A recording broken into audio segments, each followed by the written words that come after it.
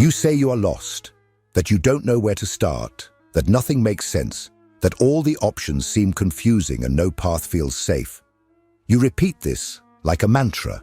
I'm confused, I don't know what to do, hoping that somehow this phrase will bring relief or clarity. But what if I told you that this is a lie? Not a conscious lie, but a lie that your ego created to protect you from something it considers much more threatening than confusion: transformation. Carl Jung did not see being lost as a real state. He saw it as a defense, a smokescreen, a sophisticated mechanism of the mind to avoid facing what, deep down, you already know. Because, let's be honest, you know. Not with the logical mind, but with something deeper, the unconscious. It has already shown you the way many times, in strange sensations, in recurring dreams, in persistent discomforts, in a voice whispering in the back of your soul. It's this way, but you ignore it, because following that direction comes at a high price, leaving behind the version of yourself that you have built up to now. You are not lost, you are terrified, because starting, truly, requires the symbolic death of the current you. It means destroying an identity that may have taken years to build. The people pleaser, the stable professional, the obedient child, the perfect partner. All of this needs to die to make way for something new. And that new is unknown. It is wild. It is uncertain. And your ego prefers the familiar pain of paralysis to the abyss of a new existence. Do you know why you spend hours researching, planning, waiting for the right moment? Because while you are planning, you are not living. While you are saying you need more clarity, you are postponing responsibility. While you say you don't know what to do, you are protecting yourself from the risk of making a mistake. You want all the guarantees before taking the first step. But real life doesn't offer that. And Jung's unconscious knew this very well. Clarity comes after action, never before it. And here's the brutal truth. You are not going to feel ready. You will feel fear. You will feel like you are making a mistake. You will feel like you are moving away from everything you know, because you are. But it is only by crossing this internal chaos that you find what Jung called individuation, the process of becoming who you really are, not who the world trained you to be. So I ask you directly, if you stopped lying to yourself right now, what do you know you need to do? Write it down, without thinking, without censorship. Just write, because that is the first step to getting out of the state of confusion. Admitting that, deep down, you know. And if you know, you are not lost. You are just afraid to start. Have you ever felt that there is something inside you that wants to emerge but remains locked away, like a caged animal that, while roaring to be freed, also deeply frightens you? That is the voice of yourself, the true core of your psyche, trying to manifest. Jung called this impulse a call to individuation, and it is not a pretty or romantic metaphor. It is a real, deep, often brutal psychological process. And here is the central point. When you say, I am lost, what you are doing is refusing that call. The ego hates change. It wants stability, predictability, security. For the ego, a mediocre and known life is better than a leap into the dark. But the self does not care about stability. It wants the truth. It wants you to become what you were born to be, even if that requires burning everything you have built so far. The conflict between the ego and the self is the true battleground of the modern soul. And you are in that field now, even if you are not aware of it. And this is where the lie of being lost becomes a trap. You feed this narrative because it is convenient. Because as long as you are lost, you do not have to act. You do not have to commit to a specific path. You keep all possibilities open, which seems like freedom, but is paralysis. Jung saw this state as a form of neurosis, a suspension of action that only serves to protect the ego from the pain of transformation. You say you need more signs, more time, more preparation. But what you really need is the courage to respond to the call you have already heard 1,000 times. The truth? You know you need to leave that relationship that is draining your soul. You know you need to abandon the career that is killing your vitality. You know you need to start that project that scares you. You know you need to cut ties with people who manipulate your energy. The problem is not a lack of direction. It is the terror of what that direction demands of you. And that is why you pretend to be confused. But confusion is just the mask of fear. Jung wrote, "The unconscious knows. The ego refuses to listen." In other words, your psyche has already sent the map. You just don't want to look at it because you know that once seen, it cannot be unseen. And if you know the way, even if only intuitively, you can no longer claim ignorance. From there, the only thing left is the choice. Will you follow or continue pretending? But before you proceed, you need to understand the true enemy.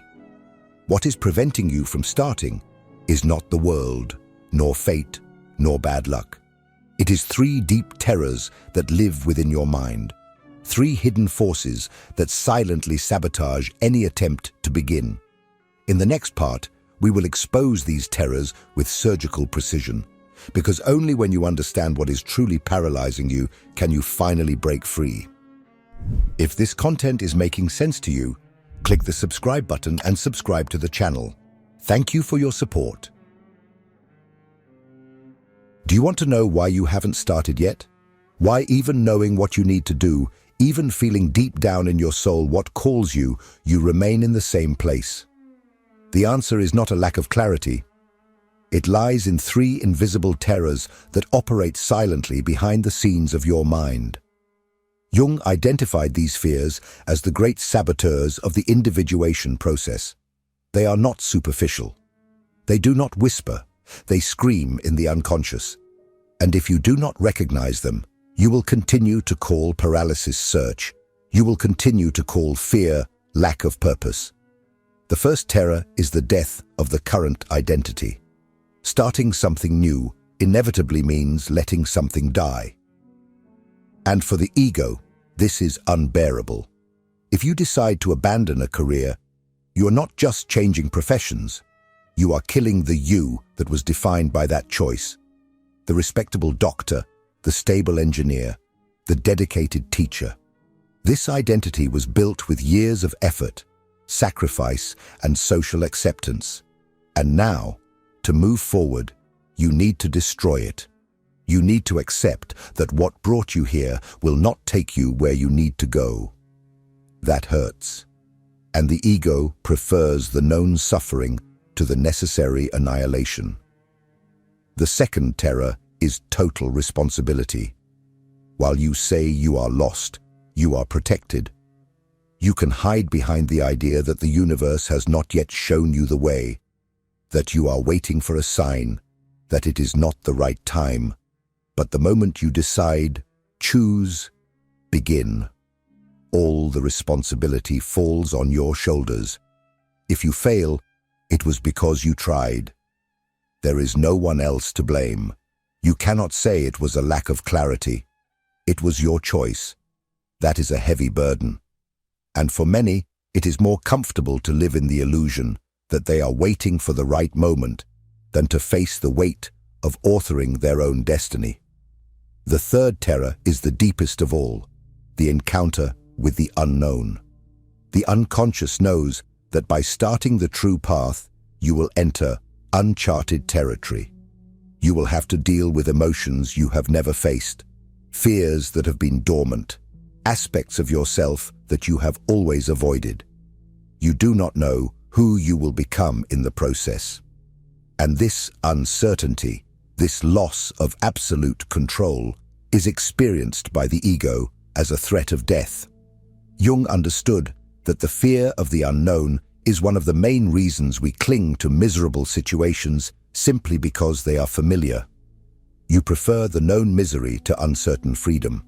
These 3 terrors, death of the self, responsibility, and the unknown, form an invisible prison. They keep you spinning in circles, seeking answers you already have, postponing a life you already know you want to live. As long as you do not recognize these internal enemies, you will continue to call cowardice, precaution, and stagnation conscious waiting. But now that these fears have been exposed, it is time to do something that most never do. Look directly at what you gain by remaining paralyzed. Because there is a hidden reason, a secret advantage in staying lost. And until you confront this dark benefit, the cycle will continue. In the next part, we will reveal this hidden advantage, that which, deep down, you want to keep, even if it is destroying you.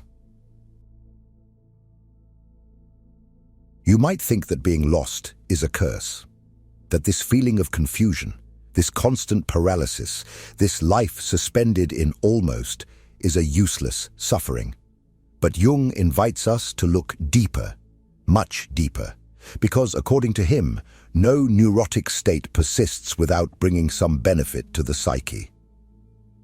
There is a hidden gain, a shadow benefit, that keeps you exactly where you are. And as long as this benefit is not exposed to the light of consciousness, you will remain stuck, not due to a lack of path, but because of the comfort disguised as suffering. Let's be brutally honest. Staying lost protects you. As long as you say you don't know what to do, you don't have to make difficult choices. You don't have to face your family's judgment for following a path they don't approve of. You don't have to risk failing publicly by launching that project. You don't have to confront the possibility of discovering that, even trying, you might not be as good as you thought. Being lost keeps you safe, invisible, untouched. And that is the hidden benefit. Ask yourself now, with raw sincerity, if I remained lost forever, what would I never have to face? The answers may shock you. I would never have to disappoint my parents. I would never have to admit that I hate my career. I would never have to risk my heart in a real relationship. I would never have to confront my fear of being mediocre. I would never have to live without the crutch of doubt. These advantages are subterranean, unconscious, but they shape your life with brutal force. Because deep down, you know that change requires loss, that if you start, you abandon the fantasy that all possibilities are open. You choose, and by choosing, you kill all other paths. And what if this path fails? What if it's not enough? What if you are not enough? While you are lost, you can still be anything. You can still write a book, move to another country, find great love, completely reinvent yourself. But all of this lives only in the realm of possibility. It is a false freedom, because it is not accompanied by action.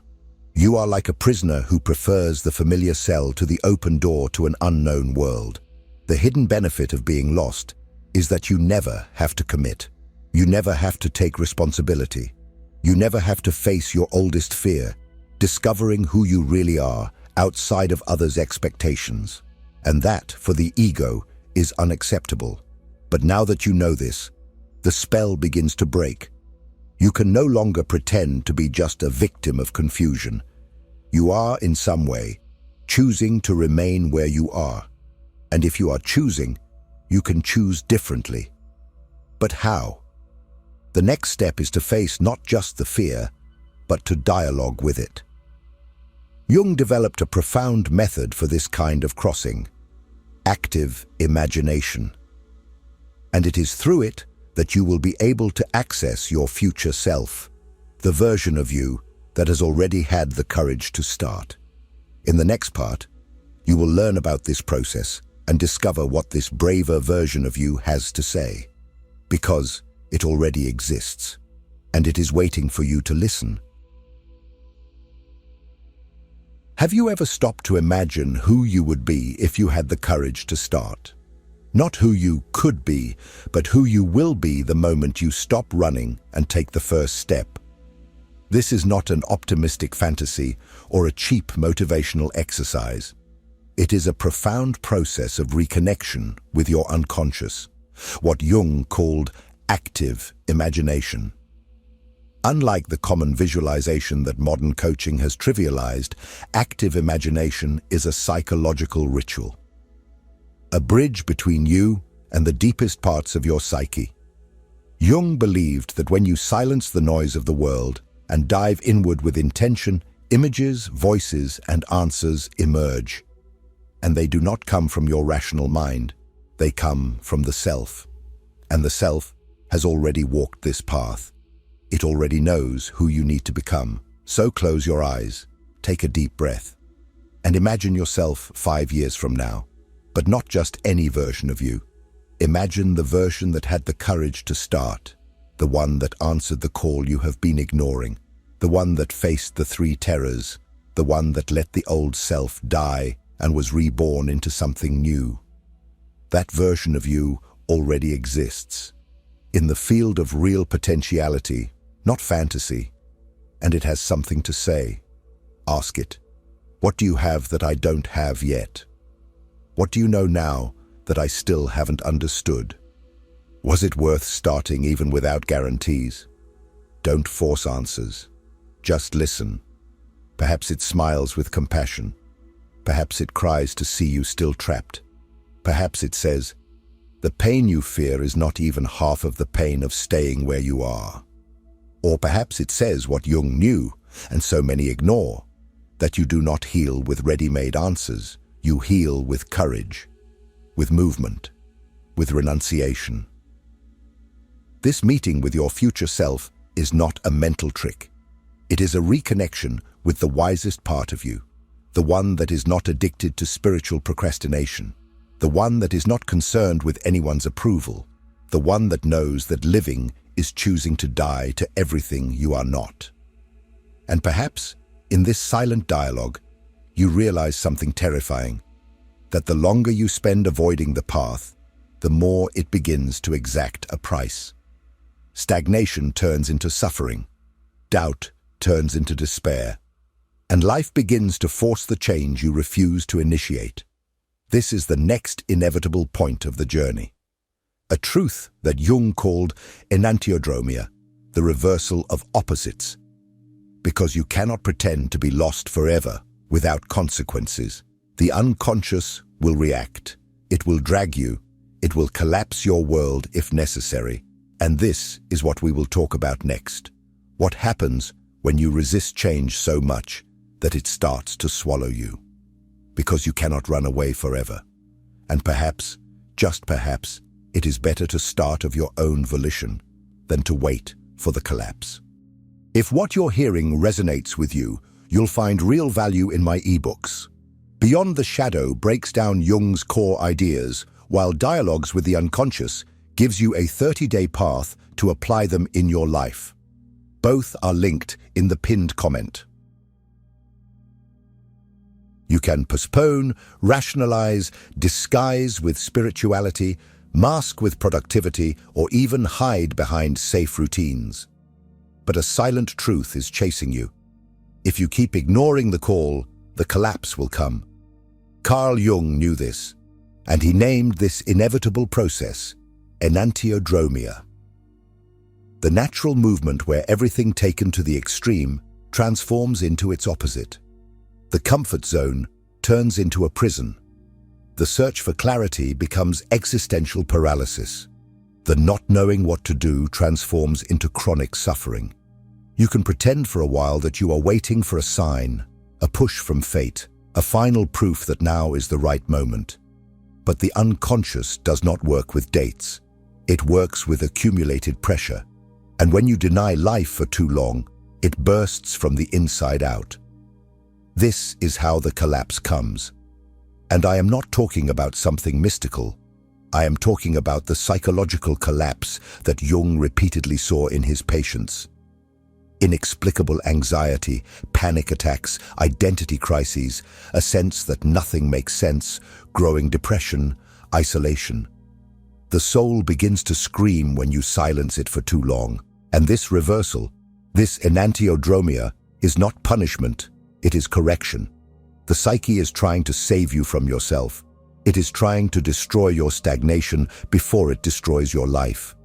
Perhaps you are already close to the limit. Perhaps you already feel that something inside you is about to break. You pretend that you are fine.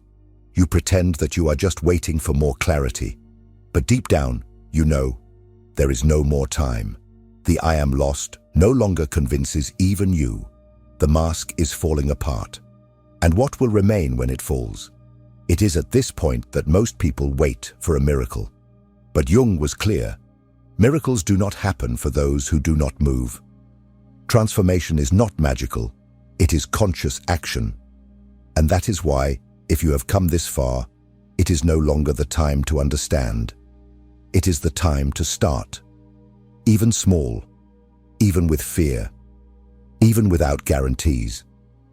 You do not need to jump headfirst into the abyss. You just need to take the smallest possible step, the one that symbolizes the beginning of the journey. Because it is this first gesture, no matter how small it seems, that breaks the spell of inertia and reactivates the vital energy of the psyche. Jung knew this. The psyche does not need proof, it needs movement. And that is exactly what we will explore next. What is the smallest possible step you can take today to break this paralysis? The beginning does not need to be heroic. It needs to be real, and above all symbolic. Because when you start, even in a microscopic way, the unconscious understands that finally, you are ready. You have already understood that you are not lost. That fear is the true blockage. That confusion is just a sophisticated disguise to avoid facing transformation. You have seen the terrors, recognized the hidden benefits of paralysis, heard the voice of your future self, and felt the growing pressure of imminent collapse. Now there is only one thing left: to act. But here is the crucial point. You don't need to revolutionize your life all at once. In fact, trying to do so would be another trap of the ego, because the ego loves extremes. Either you remain paralyzed or you try to change everything at once and sabotage yourself in the process. Jung understood that true transformation is a symbolic and organic process. What breaks the cycle is not an explosion of courage, but a real, simple, and conscious gesture. So tell me, what is the smallest step you can take today that represents the beginning of the path you have been avoiding? Don't think about quitting your job tomorrow. Think about quietly researching that new career.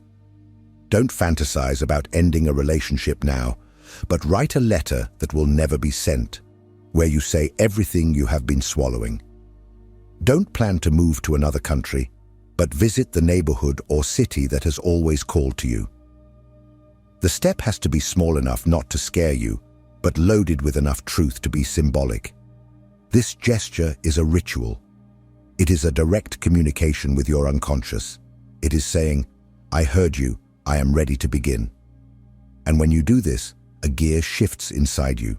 A new part activates. The spell of stagnation begins to break. Because contrary to what the modern world has taught you, clarity does not come before action. Clarity is a consequence of movement. The light only turns on in the second step, but it depends on your courage to take the first one in the dark. What can you do now, not tomorrow, not next week, that represents this first step? Do it today. And then write in the comments, this is the first step I am taking. Declare it. Make it public. Not as a promise, but as an affirmation of identity. You are no longer someone lost. You are someone in motion. And this movement, even if invisible to the eyes of the world, is a psychic shout that resonates in your future. And if this video inspired you in any way, share it. Someone close to you may be trapped in the same spell of confusion. Don't hide this truth. Spread it. Activate the bell, subscribe, and more importantly, keep watching the next video. It is not a supplement, it is a continuation of your journey, because the path has begun now. I'll see you there.